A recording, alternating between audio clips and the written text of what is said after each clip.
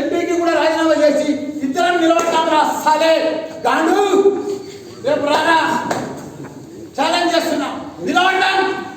నువ్వు ఓడిపోతే నువ్వు గెలిస్తే నేను రాజకీయంలోకే తప్పుకుంటారా రే, నేను రాజకీయంలోకే తప్పుకుంటారా.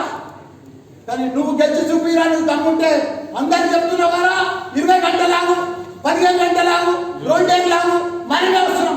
ఇప్పుడు ధైర్యం చూపిరా, నువ్వు గెలిచి పిల్లలకు ధైర్యం మీద, నీ కాంగ్రెస్ పార్టీకి ధైర్యం మీద.